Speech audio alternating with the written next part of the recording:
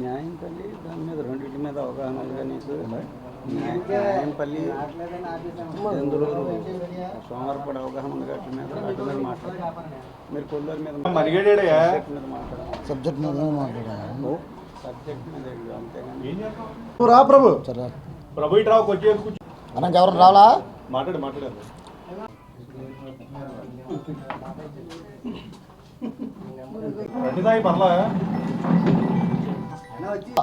Media మిత్రులందరికీ కూడా ముందుగా ధన్యవాదాలు తెలియజేసుకుంటూ ఉన్నాం. ఈ యొక్క పత్రికా సమావేశం ఎందుకు ఏర్పాటు చేయడం జరిగిందంటే, నిన్న మరి కొంతమంది తెలుగుదేశం పార్టీ నాయకులు, కోలేటి నాయకులు అని చెప్పి మీ మీడియా ద్వారా నిన్న మా దెందులూరు మాజీ శాసనసభ్యులు కొటార అబ్బాయి చౌదరి గారి మీద లేనిపోయినటువంటి తప్పుడు ఆరోపణలు చేసి నిన్న మాట్లాడడం జరిగింది.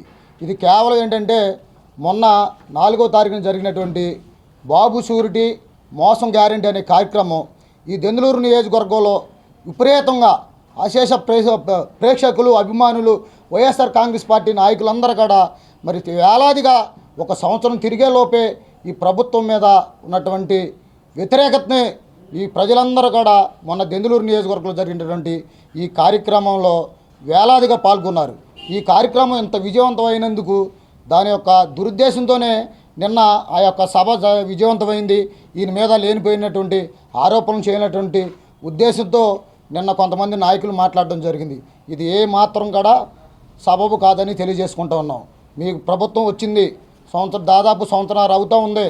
పాడిందే పాట పాసిపల్ల దోస్తున్నట్టుగా అబ్బాయి చౌదరి డబ్బులు ఎగ్గొట్టాడు, కొల్లేడు ప్రజలు డబ్బులు ఇవ్వాలని చెప్పి ఒకడేమో 2 కోట్లు అంటాడు, ఒకడేమో 6 కోట్లు అంటాడు, ఒకడేమో 3 కోట్లు అంటాడు. అసలు నిజంగా మీకు డబ్బులు ఇవ్వాల్సిన మాట వాస్తవైతే మీ నాయకుల్లోనే ఒక కరెక్ట్ ఫిగర్ ఉండాలి కదా. ఇదిగో ఈ గ్రామానికి ఎంత ఇవ్వాలి, లేకపోతే ఈ గ్రామానికి ఎంత ఇవ్వాలి, ఈ గ్రామానికి ఇన్ని కోట్లు ఇవ్వాలి అని చెప్పుకోకుండా ఒకడేమో ఇన్ని కోట్లు అంటాడు, ఒకడేమో ఇన్ని కోట్లు అంటాడు, ఒకడేమో ఇన్ని కోట్లు అంటాడు. దీనిలో అర్థం అవుతుందన్న మీ అందరికీ. మరి వీళ్ళలోనే ఒక క్లారిటీ లేనప్పుడు లేనిపోయిన విషయాలు ఆయన మీద రుద్ది ఆయన కొల్లేటి ప్రజలకి ఇది చేశారు, అది చేశారని చెప్పేసి ఎందుకు ఆరోపణలు చేయడం? మీకు నిజంగా ఇది ఉంటవైతే మీరు సంవత్సరాల నుంచి మీరు వాళ్ళ ఇంటి దగ్గర వాస్తవంగా మీరు డబ్బులు కొట్టలేదా? ఆయన ఇళ్ళ మీదకి వెళ్ళి రాయలు వేయలేదా? మీరు ఎన్ని చేసింది వాస్తవం కదా. మరి ఎవరైనా సరే ఇంటి మీదకి వచ్చి దౌర్జన్యాలు దాడులు చేస్తున్నప్పుడు ఎవరైనా మాట్లాడతారు. ఆయన అదే మాట్లాడాడు తప్పితే మిమ్మల్ని ఎవరినో చంపేస్తాం పొడిచేస్తాం ఆయన ఏం మాట్లాడాలి. ఆయన ఒక చదువుకున్న వ్యక్తి, బాధ్యత రహితంగా ఆయన మా ఇంటి మీదకి వచ్చి ఇలా చేశారు, ఇలా చెందారని చెప్పి ఒక ఆవేదనతో మాట్లాడాడు తప్పితే మిమ్మల్ని ఎక్కడ ఎవరిని కాడ విమర్శించలేదని చెప్పి ఈ సందర్భంగా తెలియజేసుకుంటూ ఉన్నాం. నిన్న మాట్లాడతాం మా కొల్లేరు నాయకులు ఏం చేశాడు అబ్బాయి చౌదరి, ఏం చేశాడు, ఎవడికి టీడీపీ వాళ్ళకి కండవ కప్పి ఇక్కడ ఇంటికి వచ్చినోడికి టీ ఇచ్చాడా, కాఫీ ఇచ్చాడా అని చెప్తున్నాడు. అయ్యా నిన్న మాట్లాడిన నాయకులందరికీ ఇదిగోండి సార్, నిన్న మాట్లాడిన మరి కొల్లేటిలో పెద్ద నాయకులు ఉన్నారు. ఇగో ఈ నాయకుడే, ఈయన పేరు సయ్యద్ సత్యనారాయణ, మాజీ జడ్పీటీసీ.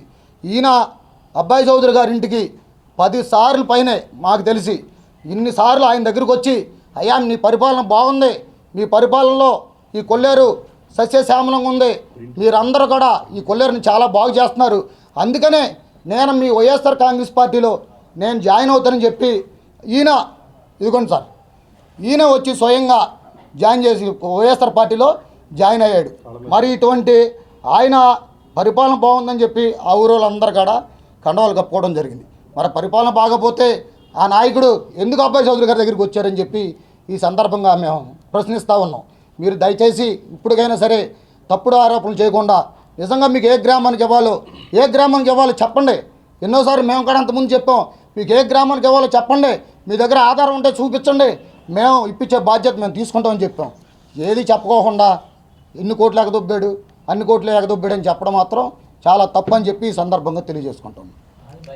పేరు కూడా 4 నెలల కిందట నేను ఏ గ్రామానికి డబ్బులు ఇవ్వాలో చెప్పండి, నేను బహిరంగ సవాల్కి సిద్ధమని చెప్పి ఆయన సవాల్ విసిరాడు. అబ్బాయి చౌదరి గారు కూడా 4 నెలల కిందట సవాల్ విసిరాడు. మరి ఆ సవాల్ని వాళ్ళు స్వీకరించాలి కదా. వాళ్ళు కూడా అందరికీ నమస్కారం.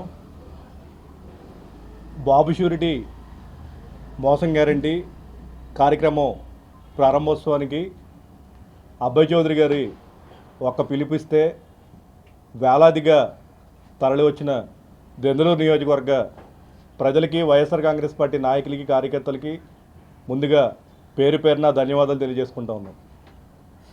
నిజంగా ఒకే ఒక్క కార్యక్రమం ఈ సంవత్సర కాలంలో దెందులూరు నియోజకవర్గ వైఎస్ఆర్ కాంగ్రెస్ పార్టీ చేపట్టిన మొదటి కార్యక్రమం. ఒక్క పిలుపుతో వేలాది మంది కార్యకర్తలు ఒక చోట చేరేపాటికి నిజంగా మరి ఎన్ని ఇనో ప్యాకెట్లు తాగారో నాకైతే తెలియదు, కానీ ఒక్కసారిగా అబ్బాయి చౌదరి గారి మీద నోటికి వచ్చినట్టు మాట్లాడుతూ ఉన్నారు. ఒక మాజీ ఎమ్మెల్యే ఈ నియోజకవర్గాన్ని వేలాది కోట్ల రూపాయలు తెచ్చి అభివృద్ధి చేసిన వ్యక్తి కనీస మర్యాద కూడా లేకుండా గ్రామ స్థాయి నాయకులు, మండల స్థాయి నాయకులు నోటికి వచ్చినట్టు మాట్లాడుతూ ఉన్నారు. ముందుగా వీళ్ళందరూ కూడా అబ్బాయి చౌదరి గారి మీద మాట్లాడిన ప్రతి మాటని కూడా మేమంతా కూడా తీవ్రంగా ఖండిస్తూ ఉన్నాం. ఈరోజు వీళ్ళు మాట్లాడుతూ ఉన్నారు, వీళ్ళ ప్రభుత్వంలో అంట ఈ సంవత్సర కాలంలో అంట ఏ ఒక్క వైఎస్ఆర్ కాంగ్రెస్ పార్టీ కార్యకర్త మీద దాడి చేయలేదంట, ఏ ఒక్క వైఎస్ఆర్ కాంగ్రెస్ పార్టీ కార్యకర్త మీద అక్రమ కేసు కూడా పెట్టలేదని చెప్పి నిన్న ఈ మాట్లాడిన నాయకులందరూ కూడా మాట్లాడుతూ ఉన్నారు. మరి వీళ్ళు తెలిసి మాట్లాడుతున్నారో తెలియక మాట్లాడుతున్నారో, తెలిసి కూడా తెలియనట్టు నటిస్తున్నారో, లేకపోతే ఏమన్నా ఒక గజని ఇళ్ళలో ఏమన్నా పూని అన్నీ మర్చిపోతూ ఉన్నారో నాకైతే అర్థం కావట్లేదు.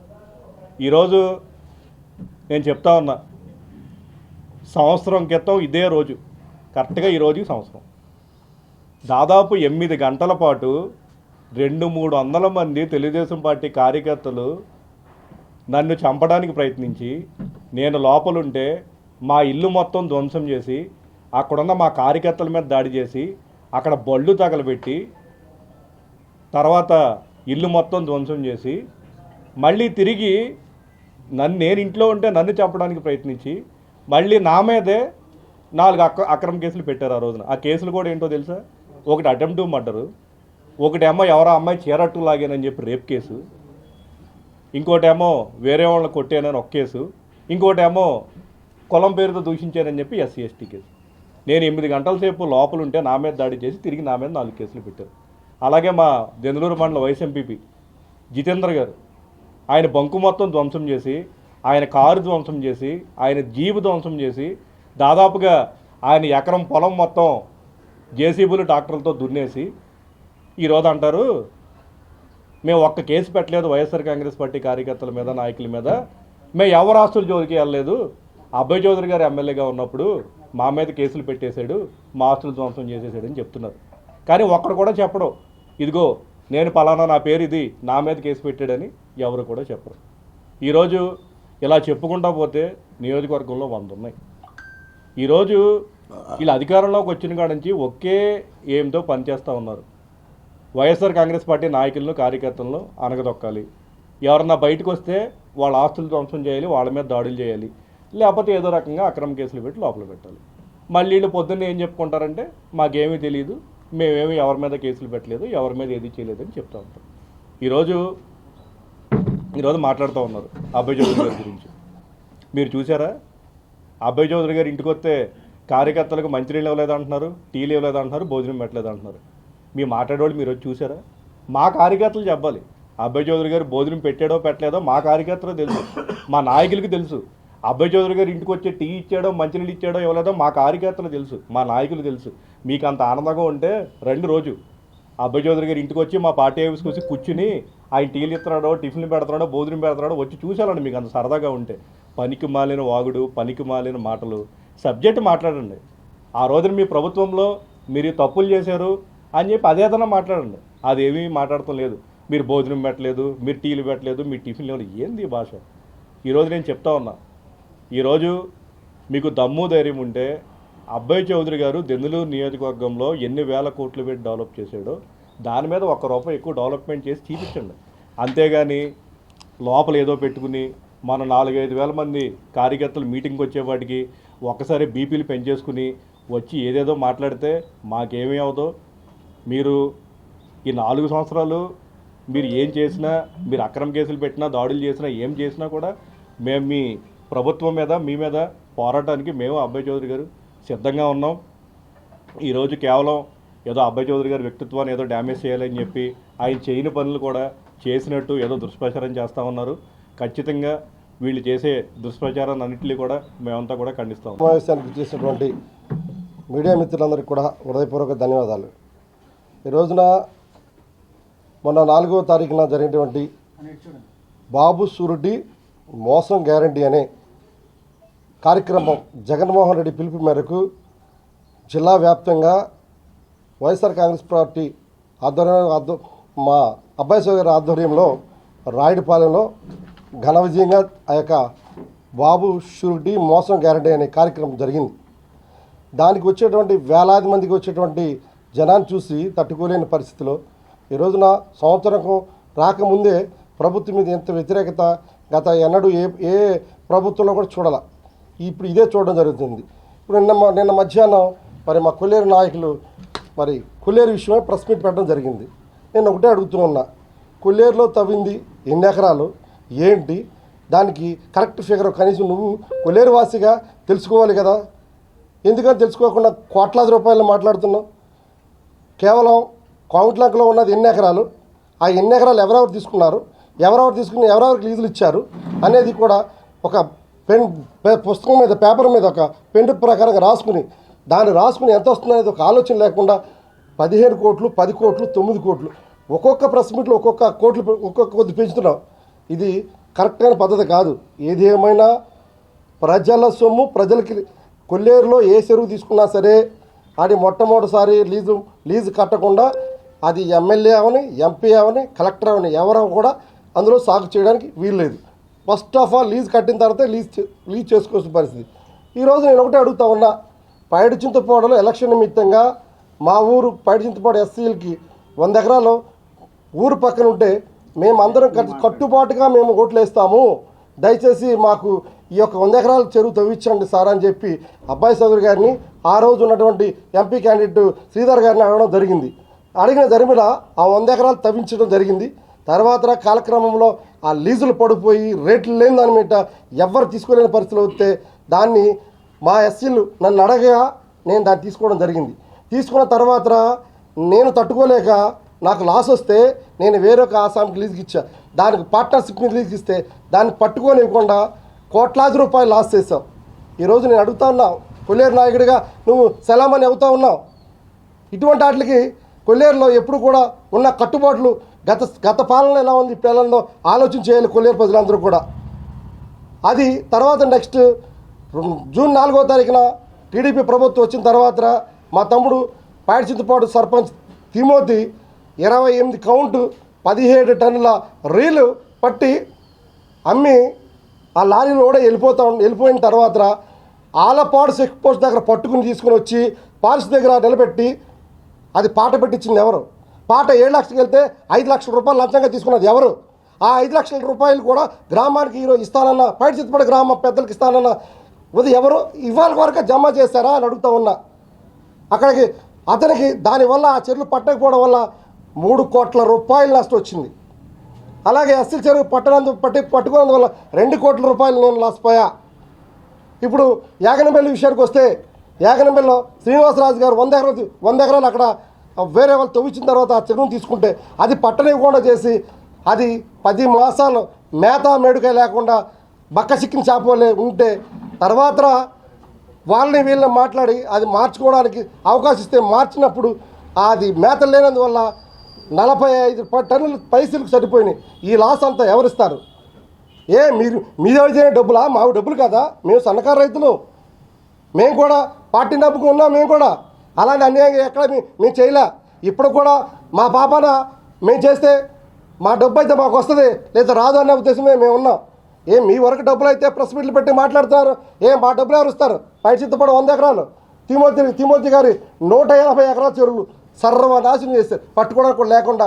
ఇదే కొల్లేరు నాయకులు చేసేటువంటి పరిస్థితి ఏ రీతిగా ఉంది? ఇప్పుడు అడుగుతా ఉన్నా నేను, ఆలోచన చేయండి.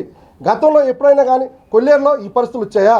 నేను ఒకటే అనుకున్నా, ఏ ప్రభుత్వం వచ్చినప్పుడు కూడా కొద్దిగా ఎమ్మెల్యే అనుసంధానం బట్టి వెళ్తే గ్రామంగా చెరువు ఉంటాయి, గ్రామంగా వెళ్ళాల్సిన లీజులు గ్రామాలకు వెళ్తాయి. ఎందుకంటే గ్రామంగా ఆయకట్లు ఉంటాయి కాబట్టి ఆయకట్టు ప్రకారంగా వెళ్తాయి ఆ లీజు. కానీ అది కాకుండా ఇవాళ కొల్లేరు చిత్రవదం చేసింది నువ్వు కదా అని అడుగుతా ఉన్నా. ఇవాళ గత ప్రభుత్వంలో ప్రతికూల గ్రామాన్ని తీసుకోండి, ప్రతికూల గ్రామాన్ని మరి ఏ రీతిగా ఆ గ్రామాంతా కలిపి అక్కడ వాళ్ళందరినీ సమిష్టిగా చేసి 480 ఎకరాలు పై చెరువులు తవ్వడం జరిగింది. ఇవాళ ఆ చెరువులు కూడా నేను అడుగుతూ ఉన్నా, పక్క చెరువులు కొట్టేశారు, నీ ఊరు చెరువులు కొట్టేశారు, నువ్వేం చేస్తా ఉన్నావు? నువ్వు నాయకుడిగా చేసింది ఏంటి? ఇవాళ కృష్ణా జిల్లా కైకలూరు మండలం ఉంది, కైకలూరు మండలంలో ఒక చెరువు కూడా కొట్టలా. నీకు ఇష్టమైతే చెరువులు కొట్టకుండా, నీకు లేకపోతే కొట్టేయడమా? ఇదేంటి? ఇది కొల్లేరు ప్రజలు అడగడం లేదన్నా, ఇది కరెక్ట్ కాదు. ఏదేమైనా ఉంటే ఆలోచించేసి నిబద్ధతతోటి మాట్లాడుకుని ముందుకు వెళ్తే ఏ సమస్య అయినా క్లియర్ అవుతాయి. కానీ ఇటువంటి కళ్ళబుల్లి మాటల వల్ల అవ్వదు. దయచేసి నేను ఖండిస్తూ ఉన్నా, కొల్లేరు వాసిగా నేను నష్టపోయా, నా తమ్ముడు తిమోతి నష్టపోయాడు, అట్లాగే శ్రీనివాసరావు గారు నష్టపోయారు. ఈ నష్టాన్ని మీరు కూడా అంచనా వేయమని చెప్పి నేను మీడియా ముఖంగా కోరుతా ఉన్నా. నాకు ఈ అవకాశం ఇచ్చినటువంటి పాత్రికేయ మిత్రులందరికీ కూడా జరిగిన కార్యక్రమాన్ని చూసి వారవలేక రకరకాల మాటలు మాట్లాడుతున్నారు. ఒక ఆయన అంటారు 11 మంది ఎమ్మెల్యేల పార్టీ, అందులో ఓడిపోయిన ఎమ్మెల్యే 100% అది రికార్డెడ్గా ఇదయింది. ఇంకో ఆయన అంటారు అసలు ఆ పార్టీ ఉంటుందో లేదో, ఈయనుంటారో లేదో, అసలు ఆ పార్టీ అనేది ఉంటుందో లేదో అని మాట్లాడాడు ఇంకొక ఆయన. భాష కూడా పద్ధతిగా లేదు. ఒక మాజీ ఎమ్మెల్యే గారి మీద ఎలా మాట్లాడాలని కూడా కనీసం జ్ఞానం లేకుండా మాట్లాడుతున్నారు. కరెక్టే, 11 మంది ఎమ్మెల్యేలే, కానీ మాకున్న ఒకే ఒక ధైర్యం, మాది ఒకటే పార్టీ. మీకు ఎన్ని పార్టీలు ఉన్నాయి? షర్మిల దగ్గర నుంచి ఊర్మిళ దాకా మీరు ఏ పార్టీతో మేము పలానా పార్టీ రికగ్నైజ్డ్ అయిన పార్టీతో పొత్తు పెట్టుకోలేదని ఈరోజు 83 నుంచి తెలుగుదేశం పార్టీ ఈ రోజు వరకు పొత్తు పెట్టుకోలేదు. మేము కమ్యూనిస్టులతో పెట్టుకోవాలి, మార్కిస్టులతో పెట్టుకోవాలి, అది ఇంకోటి పెట్టుకోలేదు. మీరు చెప్పండి ఒకటి. షర్మిల దగ్గర నుంచి ఈ నియోజకవర్గంలో కూడా షర్మిల కూడా అటే పనిచేసింది. ఈ నియోజకవర్గంలో ఉన్న షర్మిల కూడా అలా షర్మిల దగ్గర నుంచి ఊరిని చేసే మీరు మమ్మల్ని మాట్లాడటానికి మాది ఒకటే పార్టీ, ఒకటే ఎజెండా, ఒకే జెండా, అలాంటిది మేము డెఫినెట్గా తప్పనిసరిగా మేము ఒకే పార్టీ అని చెప్పి మాట్లాడుతున్నాం. కానీ మీరు ఇన్ని పార్టీలుండి ఆ నెంబర్ని చూసుకొని మురిసిపోతున్నారు. అది మాత్రం కరెక్ట్ కాదు. ఆ నెంబర్ కరెక్ట్ కాదు. ఆ పార్టీని చూసి రేపొద్దున 29 ఎలక్షన్లో ఏం జరుగుద్దో చూద్దాము. తప్పనిసరిగా ఆ రోజు కూడా నేను ఒక్కడనే పోటీ చేస్తానంటున్నారు. మీరు ఎవరైనా సరే ఈరోజు స్టేట్మెంట్ ఇవ్వండి, మేము ఈ పార్టీలతో కలవం, లేదా ఈ పార్టీతో ఉంటాం. చేయలేదు. అదిగాక భాష మాట్లాడుతున్నారు. ఇంకొకటి, సోమర్పాడు చెరువు నేనే దగ్గర ఉన్నాను. సోమర్పాడు చెరువు అంతకుముందే లీజు అయిపోతే లీజు పెంచమని చెప్పి అక్కడ హరిజనులు మాట్లాడితే అది పెంచకుండా ఉంటే అలా అయితే పట్టేసుకోండి అని అంటే, మేము వచ్చాక కూడా ఇంకా క్లియర్గా చెప్పాలి, మేము వచ్చాక కూడా 3 వాయిదాలు ఇచ్చి పట్టుకోమని చెప్పి బోస్ గారిని అడిగాం. మీరు ఎవరైనా సరే ఇవాళైనా సరే, అంటే బోస్ గారు సురేంద్ర గారిని అడగండి. మేము 3 వాయిదాలు ఇచ్చి పట్టుకోమన్నాం. ప్రతి చేప పట్టుకున్నాక ఆఖరిన అడుగునున్న వీటిని ఒక కుండీలో ఉన్నాయి తప్ప మొత్తం 3 వాయిదాలు ఇచ్చి పట్టుకోమన్నాం. అలాగే న్యాయంపల్లి చెరువు వచ్చేటప్పటికి మీరు పాడిన పాట కరెక్ట్ కాదని చెప్పి కలెక్టర్ గారు ఒక లెటర్ ఇస్తే, ఆ లెటర్ మీద మీరు 2 కోట్లకు అప్రోచ్ అయితే 2 కోట్లు కూడా అది కరెక్ట్ కాదు మీరు పాడిన పాట అని చెప్పి అన్నాక 6 నెలలకి డిపిఓ గారు ఆథరైజ్డ్గా పాట పెడితే ఆ పాటలో మా కుర్రోడు పాడుకొని 6 నెలల తర్వాత పట్టుకుంటే మేము పెంచిన చేపలు పట్టుకున్నారు, కోట్ల రూపాయలు తీసేసుకున్నారు, లేదా ఇది మాట్లాడుతున్నారు. అర్థం పర్థం లేని మాటలు. ఈ రోజుకైనా మేము ఏ రకమైన విచారణకైనా సిద్ధమే. నేను మొన్న కూడా చింతన ప్రభాకర్ గారు చెప్పాను, నువ్వు 2 మనుషులను పంపించు, న్యాయంపల్లి చెరువైనా ఈ చెరువైనా మేము చూపిస్తామని చెప్పన్నాం. కానీ ఈ రోజు కూడా విచారణకి ఇది అవ్వలేదు. న్యాయంపల్లి చెరువు క్లియర్ కట్గా ఆథరైజ్డ్గా పాడుకున్న వ్యక్తి 6 నెలల తర్వాత పట్టుకున్నారు తప్ప మేము ఎప్పుడు పట్ల. మా తర్వాత రేపు మొన్న ఎలక్షన్లో మేము ఓడిపోయాక ఇమ్మీడియట్గా అదే రోజు వచ్చి అన్ని చెరువులు పట్టుకున్నారు.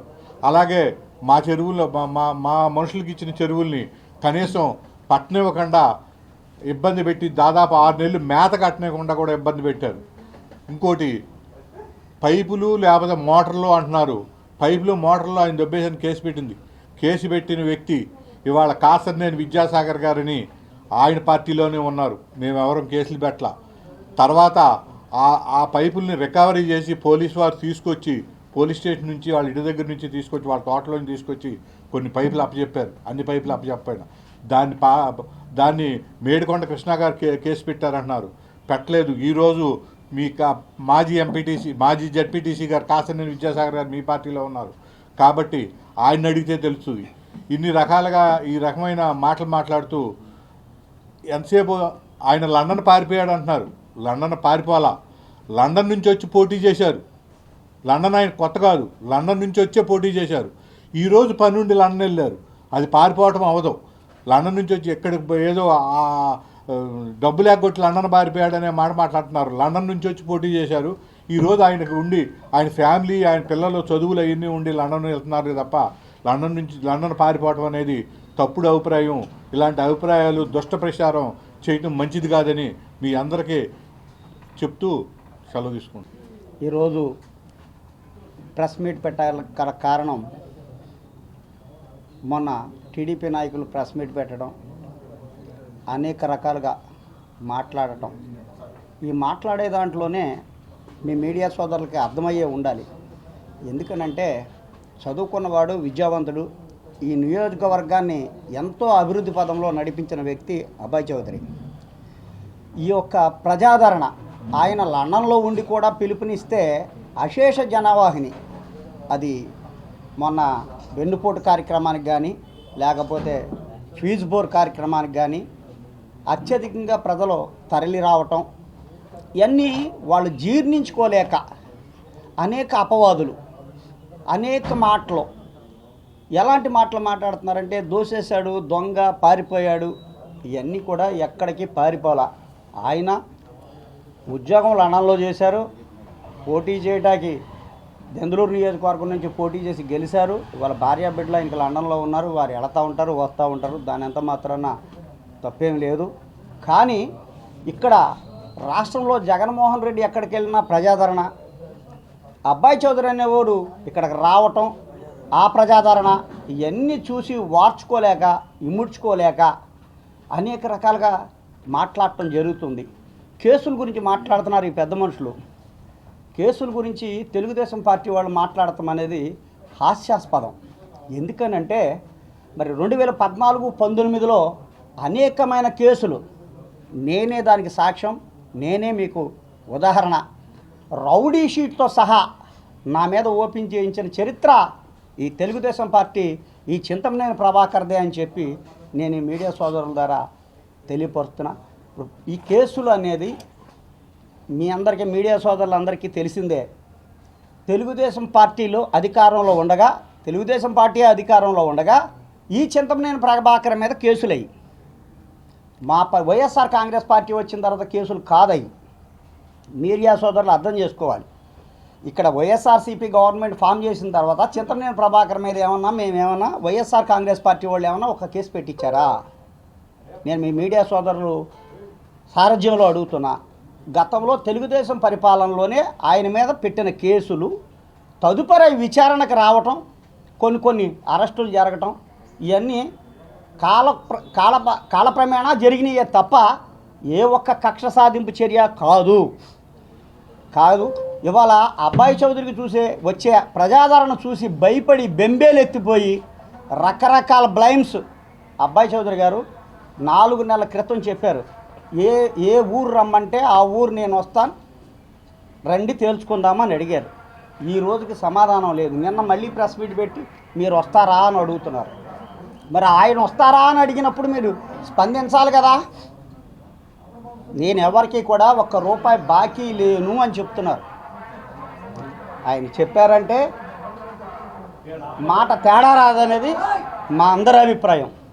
కావున మీడియా సోదరులందరూ అవాస్తవాలన్నీ కూడా మీ అందరికీ తెలిసిన విషయాలే. ఇందులో ఏం దాస్తే దాగేవి కాదు. ఆల్రెడీ మీ మీడియా ఆయన మీద ఏదైనా వార్త రాయాలంటేనే భయపడిపోయే పరిస్థితి తీసుకొచ్చిన వ్యక్తి ఈ నియోజకవర్గ శాసనసభ్యుడు. అది మనందరికీ తెలిసిన విషయమే. కాబట్టి సోదరులారా, ఎవరేంటో మాకన్నా ఎక్కువ మీ మీడియా సోదరులకే తెలుసని చెప్పి, అట్లాగే మొన్న మాది ప్రోగ్రాం జరిగితే దాంట్లో ఫ్లెక్సీలు చింపేశారంట, ఫ్రేములు ఎత్తుకుపోయారంట. మా దగ్గర లేవా? మా ఇంటికి రండి, కావాల్సిన ఫ్రేములు ఉన్నాయి. ఆయన ఫ్రేములు పట్టుకెళ్ళి కట్టుకోవాల్సిన అవసరం లేదు. దానికి దుర్మార్గపు సెక్షన్లు వేసి కేసులు కడతారా?